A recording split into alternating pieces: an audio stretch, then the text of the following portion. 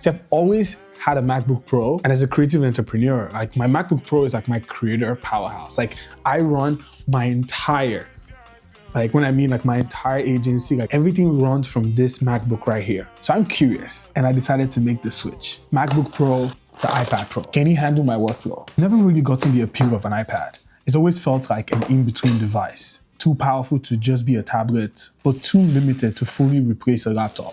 But here we are. A year after the M4 iPad Pro dropped, with the sleek, ultra-thin design and the new Magic Keyboard that finally looks and feels like something Apple actually cared about. It kind of looks like a MacBook, but like a better MacBook. Like think like a MacBook with a touchscreen. And now with the announcement of iPadOS 26, I feel like they might have gotten it right this time.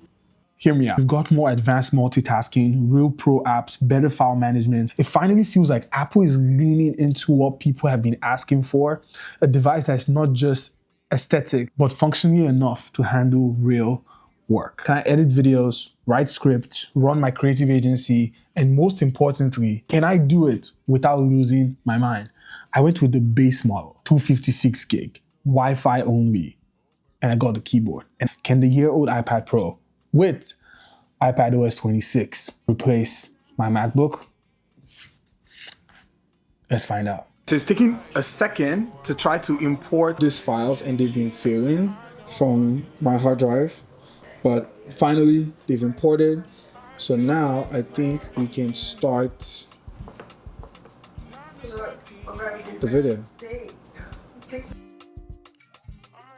4 hours later. It's taking everything from me to not just like get up and like close this piece of crap and go into my room and just pick up my actual like MacBook Pro and start to edit. Because I want to edit this YouTube video that I'm making about the Lumix S9. And it took forever to load this footage into the timeline in Davinci. I'm using Davinci. So see, so I'm using Davinci here, and loading all these files into this program took forever. And all the files are playing from here, from the hard drive, which is doing pretty good right now. Okay, and then you bring it into, and this is a shot, right? We haven't even gotten to trying to color grade like the actual video, but even like at this starting point, like this is where we're at. But I also understand I'm not used to the iPad for editing. Because I'm not used to it doesn't mean I can't use it. Because I don't know if I can use just my iPad like as an alternative, like nothing else, just using the iPad. I don't know if I can do that. But I'm gonna try. That's the whole point of this video. So I'm gonna try to edit this video and I'll give you guys the verdict at the end. And also let you know how long it takes me, because normally a video like this on my MacBook Pro can take me like an hour, 30 minutes, 2 hours to just like scrub through the timeline, and then maybe another 30 minutes to like add a bunch of like sound effects, music, stuff like that.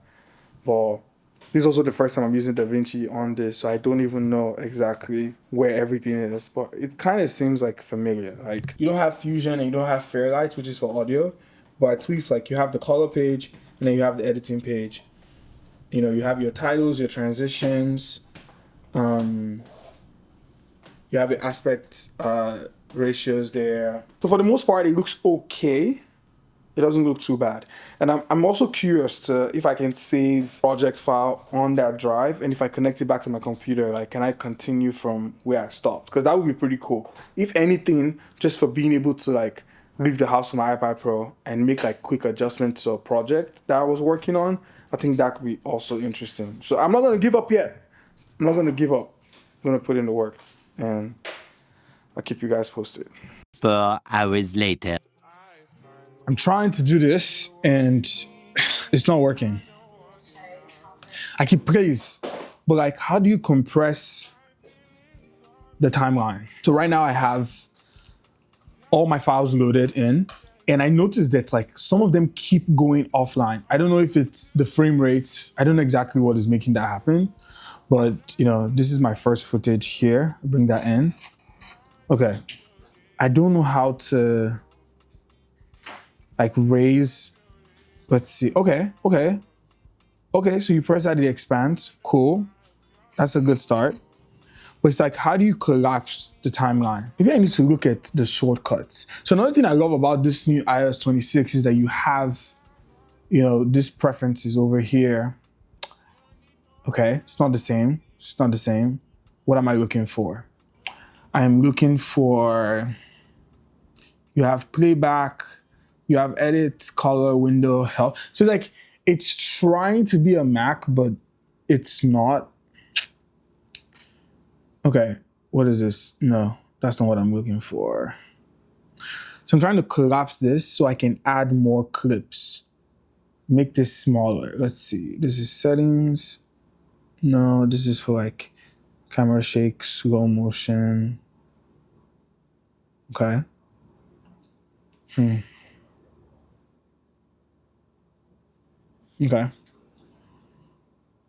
I don't know why it's not working with the keyboard. Let's see. Maybe if I take it off of the keyboard.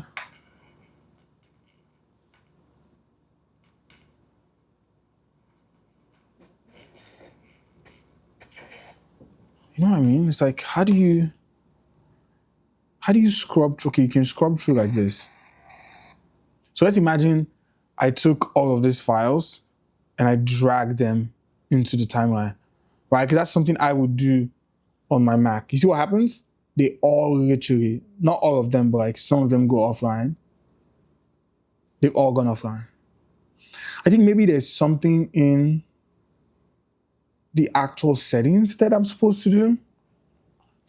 And this happens a lot. This happens when you're trying to edit, it's just not the same. It's not faster. And for someone like me who like, I run an agency and I work with, really tight deadlines. Right? I literally have maybe like 20 different deliverables that are going out every single week.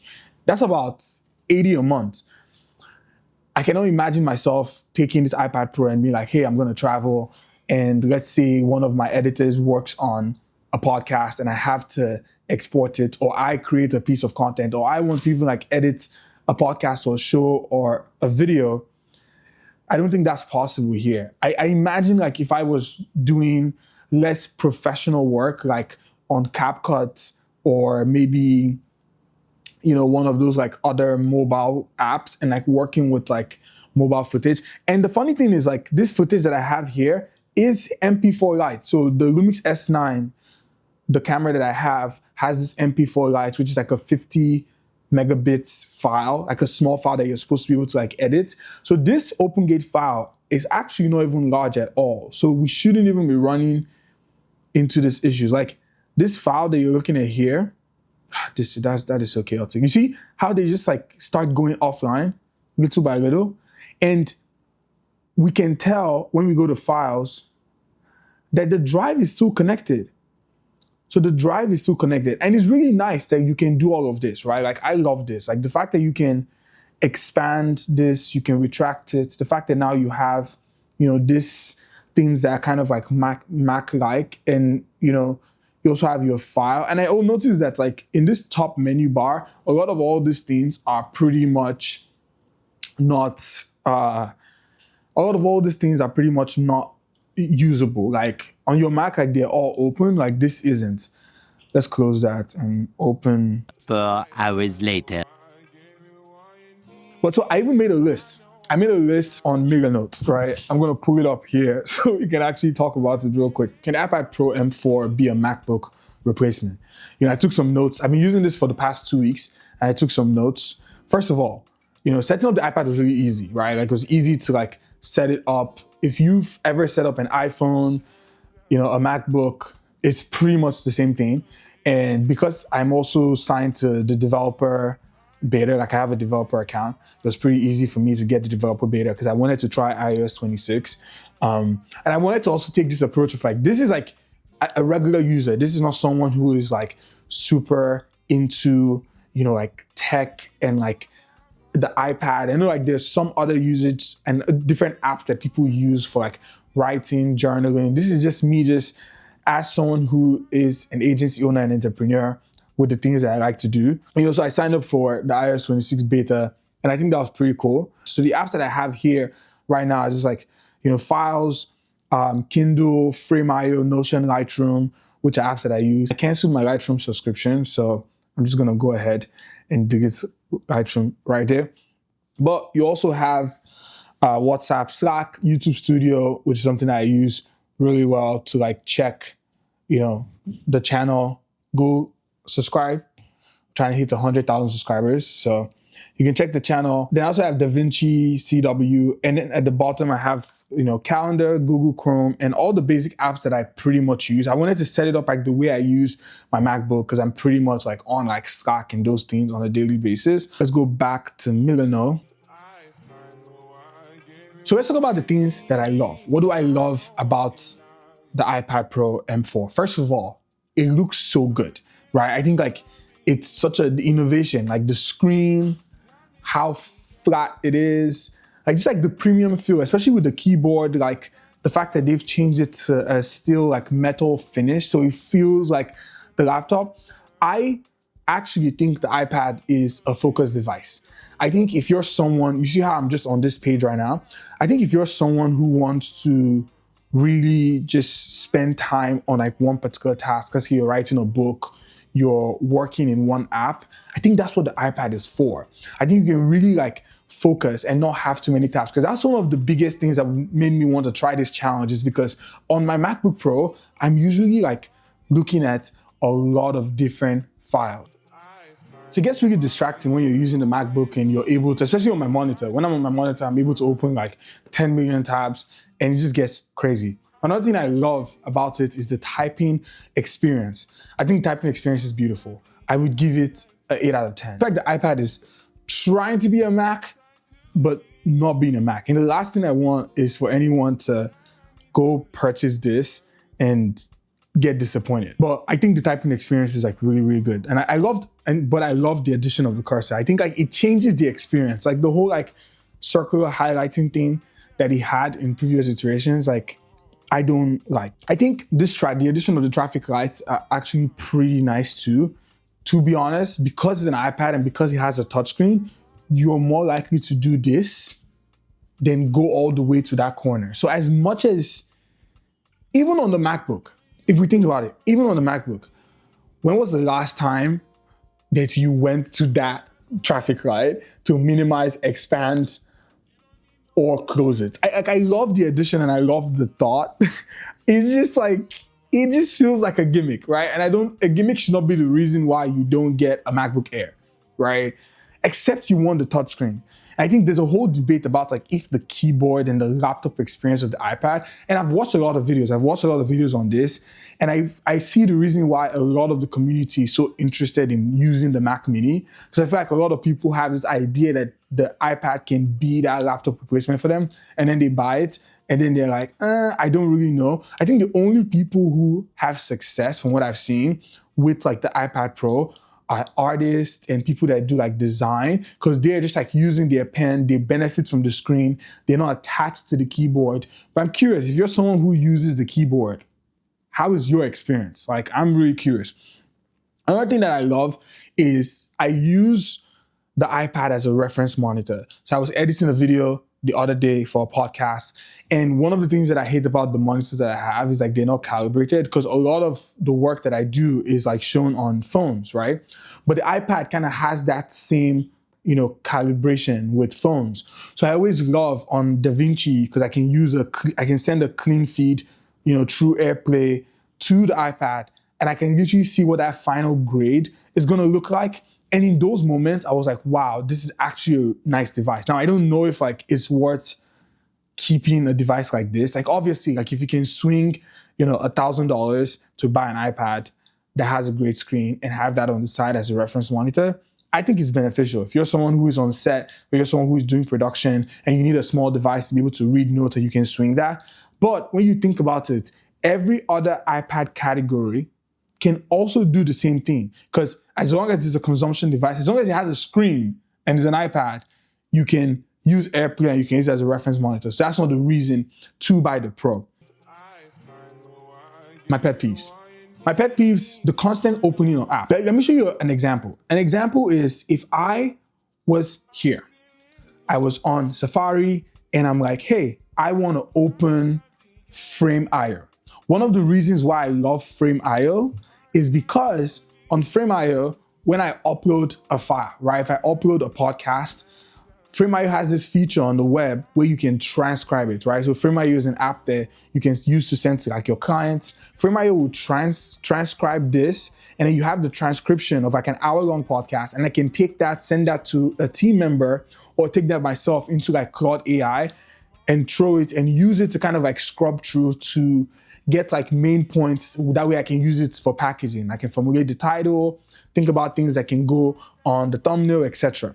Now the problem, and this happens with a lot of different apps, once I click on sign in, you see what it does? It opens the app.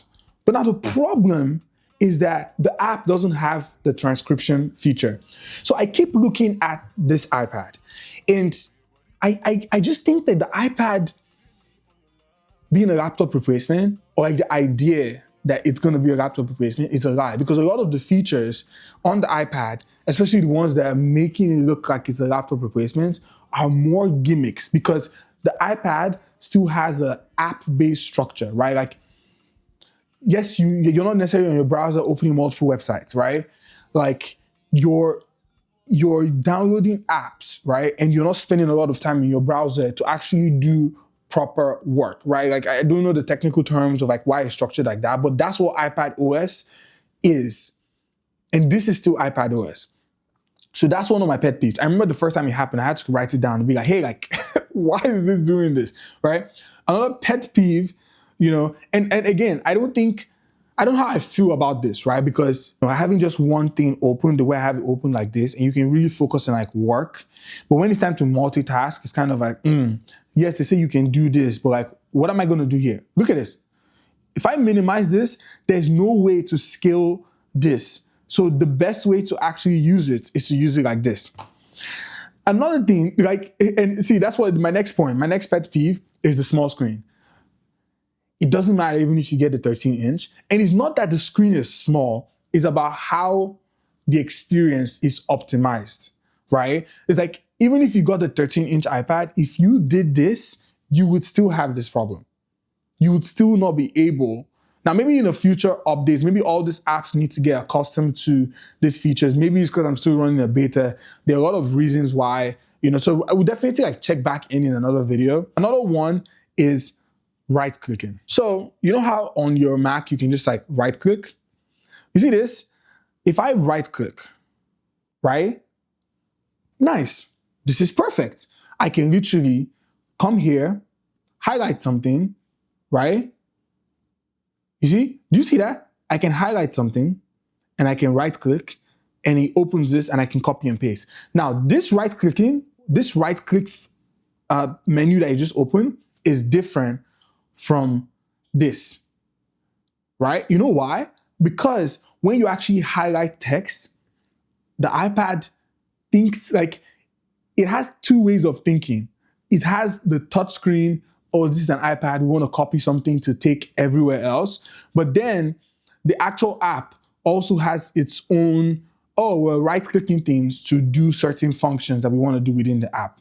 Now, this would be perfect if the right-clicking worked the same everywhere.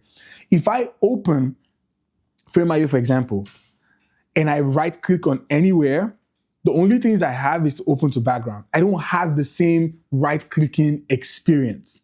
And this feels like I'm ranting so much.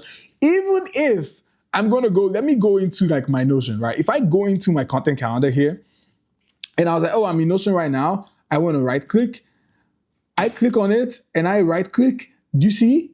It opens the iPad experience. That's not the right-click of what I want, right? If I wanna copy this text here, yeah, you get some options. So the fact that you have some right-clicking features, it just, not sure if this is a bug, right? But it just doesn't work the same way. Now, I don't know if you're someone who wants to use just an iPad and you're not using a MacBook, this entire conversation is very subjective because you might just like get used to that experience and you work the way the iPad knows how to do things. But I think the issue here is if you're switching from a MacBook to an iPad constantly, the fact that they're not the same, that's where it's like me, I don't know how to edit on my phone. I cannot I have friends and I have clients who can edit on their phone like really well. I don't know how to do it. So that's another thing. Another one is screen sharing. I remember the last time I was on a call, I was on a Google Meets call, and I was trying to share like a screen, right? Normally on your MacBook, once you click on, you want to share, it will ask you for what window. But on the iPad, it's recording the entire screen. So if I'm talking to someone right now and I swipe up, they will literally be able to see my entire home screen. And if I wanted to share them, let's say YouTube Studio, they would see this and they would be able to see everything. There's no way to really kind of like curate the experience of the people. And I think like when you're, doing just like a catch up with, employees, coworkers, friends, clients, it's easy. But when you're someone who you're doing webinars and like you're trying to expand, like maybe you're working with a computer and you're playing around, there's so many things that this probably will not do. Now, this next one, if I come here and start a new message and I want to be like, hey, how are you? And I right click, first of all, I can't right click, it's not working, right? Right click and I'm like, text effects. Oh, cool, I don't want that. You know what I want? An emoji. Okay, where's the emoji? I don't know. Does the keyboard have an emoji button? It doesn't have. Okay, how do I do an emoji? I can't hold the screen. Now, if I take the screen off of the keyboard and the key is open, boom, now I have an emoji. Now I can use whatever emoji I want. I don't mean to sound annoying, but you get what I mean. Do you see what I'm saying? Like, I type with emojis. And the fact that I can't just access an emoji is extremely frustrating. Okay, last thing here before we sign off on the video is Google Docs. Okay, Google Docs, new document, perfect, right? Obviously you have your menu bar here. So you would think that on Google Docs, this is so annoying. Okay, let's expand this. You would think on Google Docs, your file would actually show more things that are actually useful. But you see, like, it has no menu items. Now, let's say I was like, hey, how are you? ... right? And I was like, and I come back here and I'm like, oh, like, I want to copy this. Okay, so I tap it, I go like this. I tell you, I shit you not, I am trying to copy this. The only way I can, you see, I can highlight this to do that and then drag, right? And then I see the copy paste. So I'm not getting the same experience because if when I right click, nothing happens. Now, if I did hold shift and like side arrow, I can definitely do that with the keyboard. But the fact that I can just like drag from, hey, like I have to double click, you see, this entire experience with the iPad Pro has been extremely frustrating for me. I wanted to like this. I wanted to like the iPad Pro. And I think this is a classical example of we're being introduced tech that isn't complete. From my experience, right? Again, there's so many people, artists, designers, that this works for. And if it works for you, I think you should definitely, it's an incredible device. Like even the inclusion of like the Files app and the fact you can connect a SSD and like the potential when it comes to getting professional work done, I personally think the iPad Pro is a no-no.